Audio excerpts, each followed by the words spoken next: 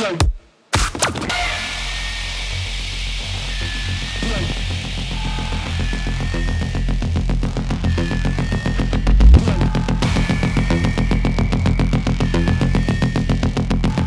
poszukiwaniu wolności rower wydaje się być idealnym do tego narzędziem.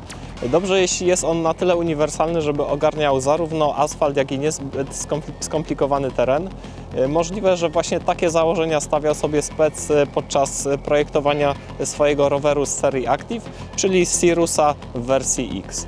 Harda Horda, witajcie w kolejnym naszym teście.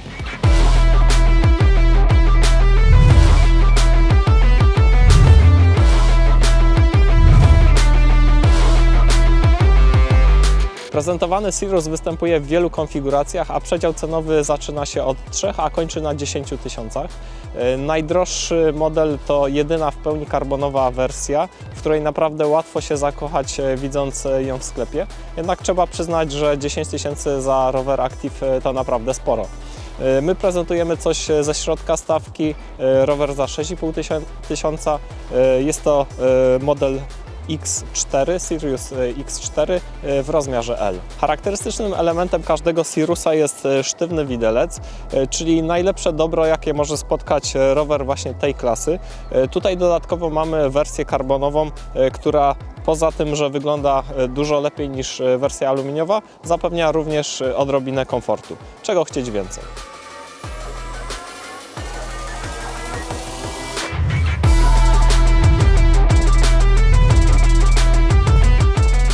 Żeby było jasne, nie jestem po prostu zwolennikiem amortyzatorów w rowerach Active ani w rowerach miejskich. Są to zazwyczaj ciężkie, sprężynowe konstrukcje, które są klasycznymi uginaczami i poza dużą masą nie wnoszą wiele w konstrukcji roweru. Niewiele osób też dba o taki amortyzator, co w rezultacie powoduje, że przestaje on po jakimś czasie działać i wciąż dźwigamy po prostu spory ciężar. Nawet wersja stalowa widelca sztywnego moim zdaniem jest dużo lepsza, ponieważ zawsze ona będzie po prostu lżejsza od beznadziejnego amortyzatora.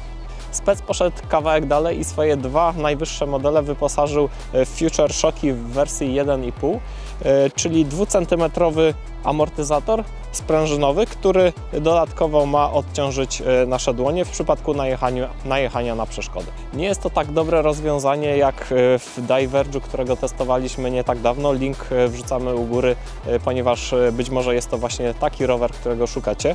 Tam w Diverge'u mamy rozwiązanie 2.0, czyli możliwość Future Shock z możliwością blokady oraz jest tam również tłumienie. Jednak trzeba przyznać, że Diverge jest rowerem do zupełnie innej jazdy.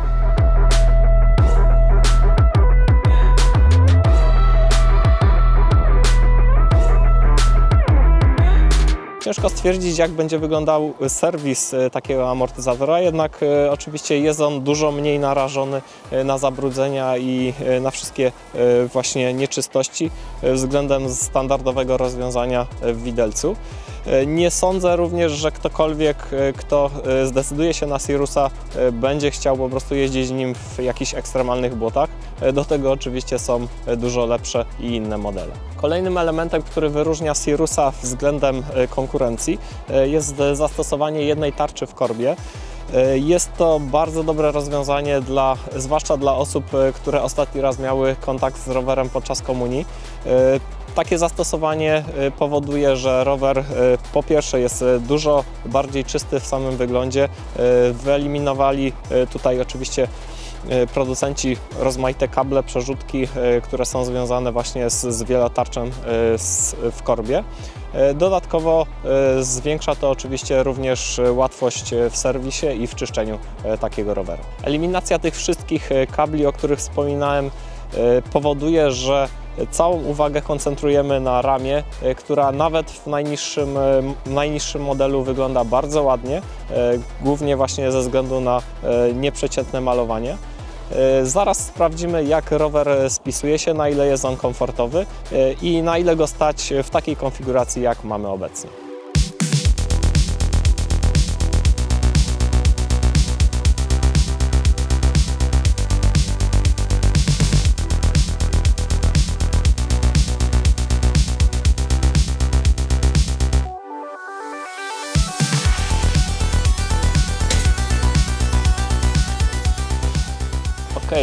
dojechaliśmy do przeprawy na drugi brzeg, ale jazda na Sirusie to na pewno nie była przeprawa. Rower okazał się bardziej wygodny i bardziej uniwersalny niż się tego spodziewaliśmy. Na pewno olbrzymia zasługa i wielki plus właśnie za Future Shocka. Nie spodziewałem się w zasadzie, że zwykły jakiś taki uginacz tutaj w mostku jest w stanie właśnie zapewnić taki komfort. Prawdę powiedziawszy, to zapominamy bardzo szybko, że jest on w ogóle tutaj na pokładzie, ale właśnie zdajemy sobie sprawę przy przejeździe przez różne nierówności, że on jest i naprawdę pracuje i odciąża nasze ręce. Ale najważniejsze to na pewno sama geometria i to, jak się na tym rowerze jeździ, dla kogo jest on przeznaczony. Jak zapewne widzieliście, jest na rowerze bardzo wyprostowana pozycja i na pewno ta pozycja nie lubi stawania z siodła. Bardzo wygodnie właśnie pokonujemy kilometry siedząc wygodnie w siodle. Za komfort poza samą geometrią odpowiada wiele elementów w rowerze i wszystko jest tutaj naprawdę bardzo zgrabnie pomyślane. Nawet taki drobny detal jak gripy jest na tyle gruby i na tyle dobrze wyprofilowany, że po prostu idealnie leży w dłoni. Na pewno duża zasługa również w karbonowym widelcu, wygodnym siodle i czymś, co nas na pewno urzekło, czyli oponach. Górny bieżnik zapewnia naprawdę bardzo dobrą prędkość na twardych powierzchniach, czyli asfalty, jakieś drogi bite. Dodatkowo mamy tutaj bardzo taki ciekawy boczny bieżnik, który świetnie sprawdza się w różnym terenie. On zapewnia z kolei dobrą trakcję właśnie na zakrętach w jakimś bardziej urozmaiconym terenie. Opony same w sobie są 38, można je pompować od 3,5 bara, więc tutaj one również same w sobie zapewniają odrobinę komfortu i nie jest tak, że po prostu czujemy, że jedziemy po prostu niemalże jak na desce. Bardzo dobrze jest również rower skomponowany, jeśli chodzi o sam napęd. Nie jest tutaj może jakiś totalny high-end, ale na pewno jest wszystko, co być powinno w tym rowerze i na pewno wszystko, co powinno wystarczyć właśnie w jeździe tego typu jak na rowerze Active.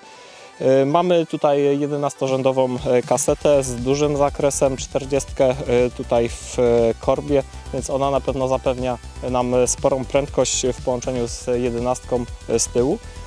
Na pewno jesteśmy w stanie na tym rowerze rozwinąć bardzo wysokie prędkości, nawet powiedziałbym, że za wysokie jak na rower typu Active, ale oczywiście to wszystko zależy od tego, co kto preferuje. Jeśli chodzi o podjeżdżanie, jakieś drobne górki, no to tutaj największa koronka na pewno zapewni nam wygodę i miękkie przełożenia. Na pewno warto również wspomnieć o hamulcach, hamulce hydrauliczne. Tutaj jest wygoda, modulacja i wszystko, co być powinno w dobrych hamulcach.